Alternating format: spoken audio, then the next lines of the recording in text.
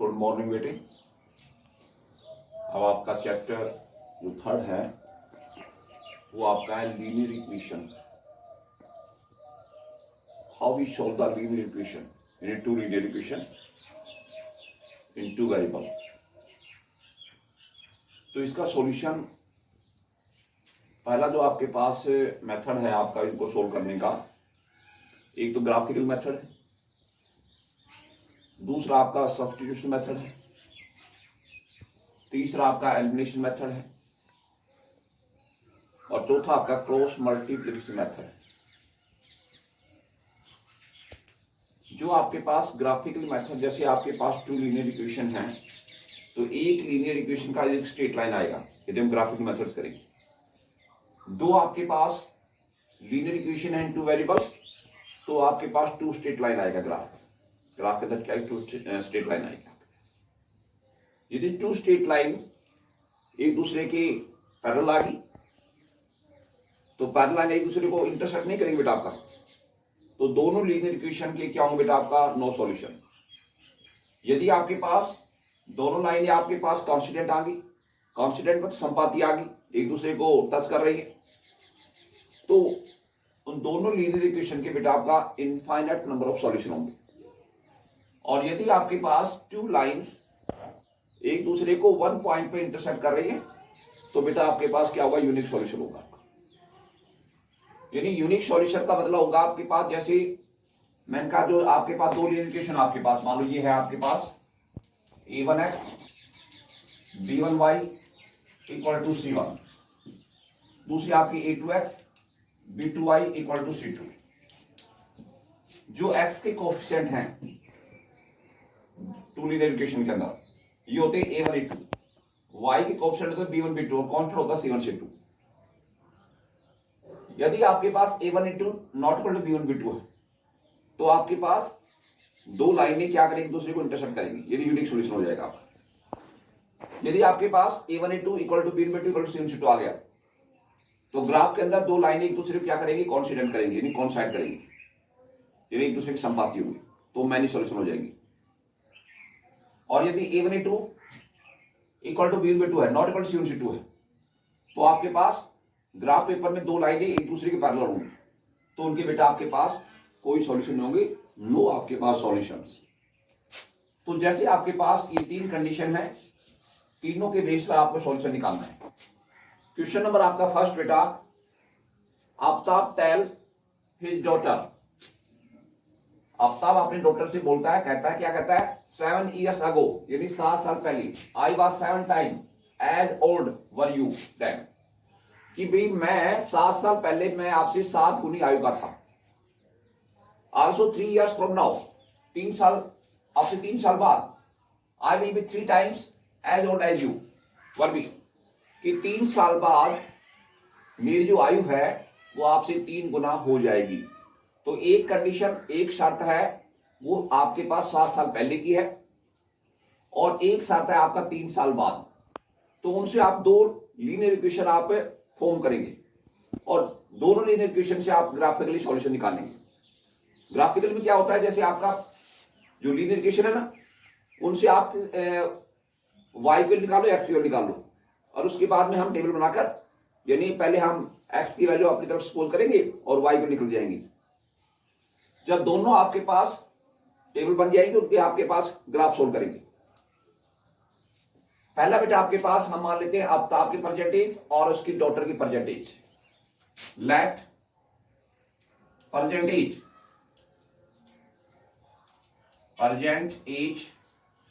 Of Aftab,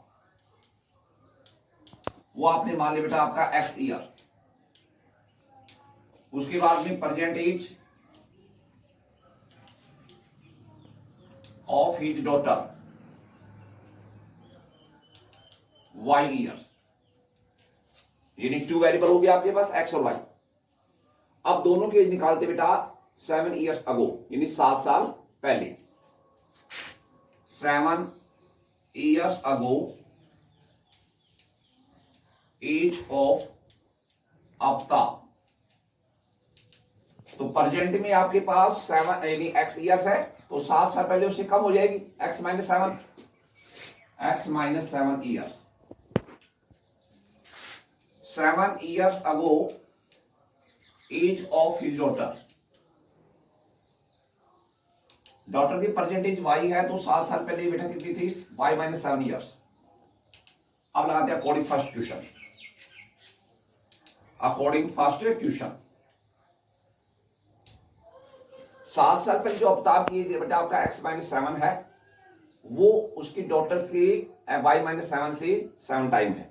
यानी अवतार की जो एज है 7 साल पहले वो उसकी डॉटर से 7 गुना ज्यादा थी. कितने साल पहले? 7 साल पहले. तो इसको हम 7 से मल्टीप्लाई करेंगे इसकी डॉटर वाली एज को. तो आपके पास x माइनस का 7 y माइनस 7 इसको हम 7 से मल्टीप्लाई करेंगे बेटा. x माइनस 7y माइनस के 49. ये y वाला एक तरफ जाओ बेटा. x माइनस 7y माइनस 49 ये माइनस है प्लस हो जाएगा आपका. तो x minus 7y equal to 49 minus का है 7 प्लस का है तो माइनस के बस के 42. इक्वेशन फर्स्ट है. उसके बाद निकालते बेटा 3 साल बाद दोनों के निकालते. क्या लिखाएंगे? 3 years from now age of अवतार. परसेंटेज एक्स है उसमें 3 जोड़ दो. एक्स प्लस में 3 years. 3 years from now age of his daughter. Present age Y है तो 3 साल बाद हो जाएगी वाई प्लस में 3 इयर्स. अकॉर्डिंग सेकंड क्वेश्चन कहता है कि 3 इयर्स फ्रॉम नाउ आपसे 3 साल बाद आई यानी अवतार. ये अवतार की एज है 3 साल बाद x प्लस 3. ये डॉटर से 3 टाइम है तो डॉटर एज है 3 यानी 3 साल बाद है y प्लस में 3. इसको 3 से मल्टीप्लाई कर या तो इसको 3 से डिवाइड कर दो जो 3 साल बाद है. किसकी एज? अवतार की एज. या डॉटर की एज है उसको 3 से मल्टीप्लाई कर देंगे. तो बेटा x प्लस में 3 इक्वल टू 3 टाइम करना है y प्लस में 3. जो डॉटर है उसको 3 से मल्टीप्लाई कर दो. डॉटर की एज है x प्लस में 3y और ये 9 हो गया बेटा आपका. तो x ये जो y वाला है इधर ले आओ माइनस के 3y 9 इधर 3 से माइनस हो जाएगा आपका. तो x minus 3y equal to बेटा आपका 6. Equation number 7. अब जो क्या करेंगे फर्स्ट और सेकंड यानी आपका जो 2 इक्वेशन आ गई इनसे हम ग्राफिकल सोल्यूशन निकालते हैं. अब ये 2 इक्वेशन आपके पास आ गए बेटा. ये equation in 2 variable x minus 7y equal to आपका माइनस के 42. दूसरी इक्वेशन है x minus 3y equal to 6. तो फर्स्ट इक्वेशन से या तो x निकालो y निकालो. Calculating from equation first x minus 7y equal to minus 42. ये 7y किसका माइनस का है? इधर आके पॉजिटिव हो जाएगा आपका. इधर x निकल जाएगा आपका माइनस 42 प्लस में 7y. 7y निकालेंगे तो ये 42 इसमें से प्लस हो जाएगा आपका. 7y equal to x plus में 42. अब y निकालेंगे x प्लस में 42 इसके डिवाइड में 7 आ जाएगा. अब हम जो y को निकल गई अब हम टेबल बनाकर कम से कम 3 वैल्यू तो होनी चाहिए बेटा आपका एक्स वाई. यहां सब्स्टिट्यूट करेंगे इसकी वैल्यू x की वैल्यू तो आपके पास जहां पर x वैल्यू सब्स्टिट्यूट करेंगे ना और उसे y को निकल जाएंगे. पहले x की वैल्यू हम रखते हैं 0. कंप्लीट रखने की कोशिश करा को भी आपके पास है कंप्लीट वैल्यू आ जाएगी. जब x की वैल्यू हम क्या रखेंगे? 0 रखेंगे ना. या लिखेंगे वहन x इक्वल टू 0 तो y आ जाएगा आपका 0 प्लस में 42 अपॉन में 7. तो 42 में 0 जोड़ेंगे 42 रहेगा आपका अपॉन 7 तो ये 6 कट जाएगा आपका. तो y वैल्यू कितनी आ गई आपकी? 6 आ गई बेटा आपका. अब जैसे हमने x की वैल्यू हमने रखी बेटा आपका 7 तो 7 और 42 49 हो जाएगा. उसमें 7 का फुल पर डिवाइड चला जाएगा आपका. वहन x इक्वल टू 7 तो y इक्वल टू 7 प्लस में 42 अपॉन में 7 ये 49 हो जाएगा. 42 प्लस में 7 7 49 तो y की वैल्यू आपके पास कितनी आ जाएगी बेटा? आपके पास 7. उसके बाद में हम रखते हैं माइनस का 7.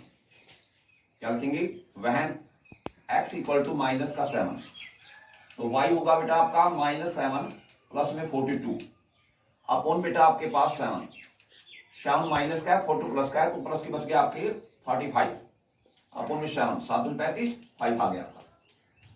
तो आपके पास ये पहली टेबल आ गई बेटा आपका। उसके बाद बेटा आपका from equation second x minus 3y equal to 6, ये y माइनस का बेटा इधर का पॉजिटिव हो जाएगा आपका, x की वैल्यू निकलेगी 6 प्लस में 3y, हमें y निकालना पड़ा, 3y निकालो, ये 6 से घटेगा आपका, 3y equal to x minus क्या हो गया आपका 6, यहां से y निकालेंगे 3 इसके डिवाइड में आ जाएगा, x minus 6 divide by 3, y value आ गई। अब टेबल बनाकर बेटा अब हम x की वैल्यू यहां पर अपनी तरफ से सपोज करके और यहां से y को निकाल देंगे, एक्स वाई। एक्स जैसे आपने बेटा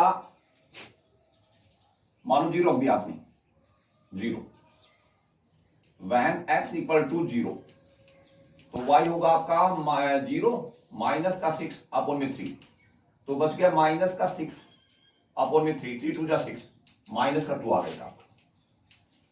उसके बाद में हमने रखी वैल्यू, मानो आप 3 रख दो बेटा, when x इक्वल टू 3, तो y होगा आपका 3 माइनस 6 अपॉन में 3, 3 प्लस का है 6 माइनस का 3 बच गया आपका, 3 को 3 माइनस 1।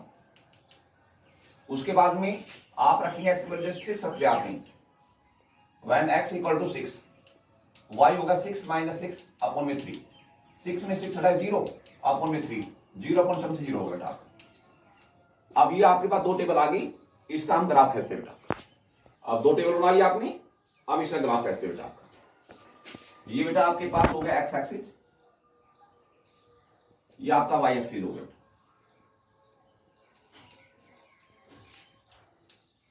ये आपका ओरिजिन हो गया, x x dash y y dash, इधर आपका एक्स पॉजिटिव होंगी, इधर नेगेटिव होंगे बेटा आपके पास। तो आप अपनी तरफ से बेटा 5 गैप ले लो, 5 गैप लेंगे बेटा आपके पास, 5 1 5 5 2 चलता रहेगा, 10 का ले सकते हैं बेटा।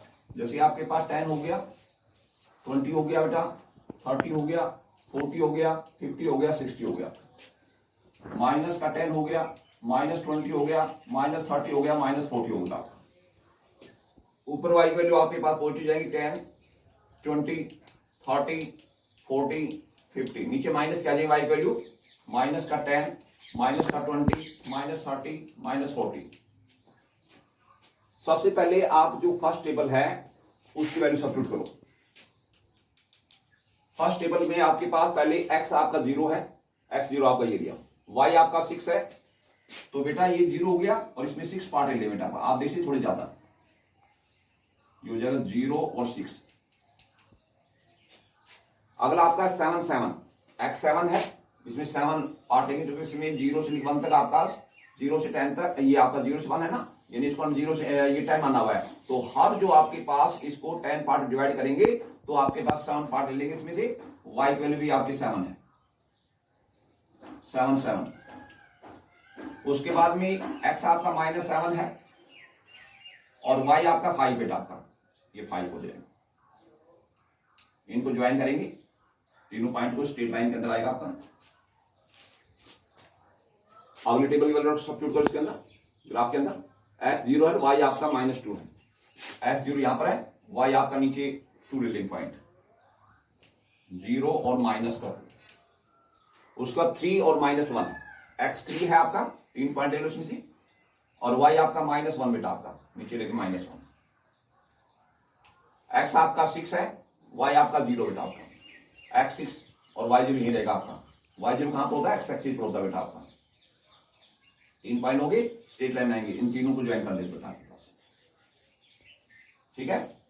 जहां पर ये लाइनें इंटरसेक्ट करती हैं वहां से आप x पे डाल दो परपेंडिकुलर और y पे डाल दें परपेंडिकुलर, तो यहां से आपके पास x वैल्यू आ जाएगी, यानी जो आपके पास जहां 2 लाइनें एक दूसरे को इंटरसेक्ट कर रही हैं उस पॉइंट से आप x एक्सिस पे डालेंगे परपेंडिकुलर और y एक्सिस पे डालेंगे परपेंडिकुलर, तो जो ये यहां पर इंटरसेक्ट करेगा x एक्सिस को, तो ये तो वैल्यू x की आ जाएगी, यानी अब तो आपकी परसेंटेज आ जाएगी, और जो आपके पास जो y पे डाली परपेंडिकुलर, तो यहां से y निकल गया, तो ये किसकी जाएगी आपके पास, उसकी टोटल की परसेंटेज आ जाएगी। तो हम जैसे ग्राफ के अंदर करेंगे तो एक्यूरेट वैल्यू आएंगे आपके पास, एक्स वैल्यू और वाई की वैल्यू। यानी वो जो एक्स आएगा वो अब आपकी परसेंटेज आ जाएगी और वाई आएगी उसकी डॉक्टर की परसेंटेज निकल जाएगी आपके पास। क्वेश्चन नंबर सेकंड है the coach of cricket team buy 3 bats and 6 balls for 3,900 rupees. Let us see buy another bat and 2 more balls of same kinds of rupees 1,300 rupees.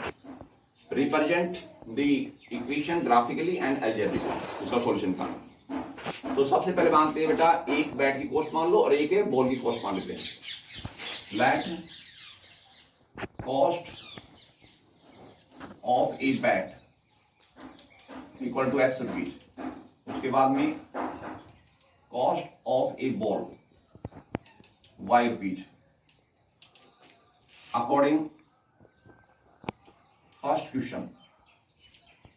जब भी आपके पास एक बैट एक्स रुपीज का है तो आपके पास 3 bat 3x के हो जाएंगे, ज्यादा के मल्टीप्लाई करेंगे 3x प्लस में आपका एक बॉल आपका वाई रुपए की है और 6 बॉल आपका 6y की हो जाएंगी। इनकी कॉस्ट 3,900 रुपीज इक्वेशन फर्स्ट। उसके बाद में अकॉर्डिंग सेकंड क्वेश्चन एक बैट आपके पास एक्स रुपीज का हो गया, 2 मोर बॉल यानी 2 बॉल आपका 2y की हो जाएंगी, इसकी कॉस्ट 1,300 हो जाएगा इक्वेशन सेकंड। अब आप क्या करेंगे, ये तो अंदाजा लग गया आपका इक्वेशन फर्स्ट और सेकंड से a/2 निकालेंगे ना 3, इसका ऑप्शन यहाँ पर 3 है, यहाँ 1 है, 3/1 हो जाएगा। इसका निकालेंगे 6/2 हो जाएगा, ये भी 3/1 हो जाएगा। सी और छुट निकालेंगे 3900 बटे में 1300, 13 3 39 तो आपका 3/1 हो जाएगा। तो ये तो आपका क्लियर हो गया कि दोनों आपके पास ये आपके पास लाइनें हैं वो एक दूसरे को क्या करेंगी, कॉन्सिडेंट करेंगी यानी संपाती होंगी, यानी आपका इनफाइनाइट नंबर ऑफ सॉल्यूशन होंगे दोनों लीनियर इक्वेशन के बेटा। तो पहले आपके from equation first 3x plus में 6y इक्वल टू आपका 3,900 रुपीज। 3 कॉमन निकालो आप, x प्लस में 2y इक्वल टू आपका 1,300। ठीक है, यहां से आप 2y निकालेंगे ना तो आपका 1300 और ये आपके पास x इसमें घट जाएगा बेटा आपका। यहाँ y निकालेंगे 1,300 minus x divide by 2, x y तो निकल गई। अब इसे टेबल बनाते बेटा आपका।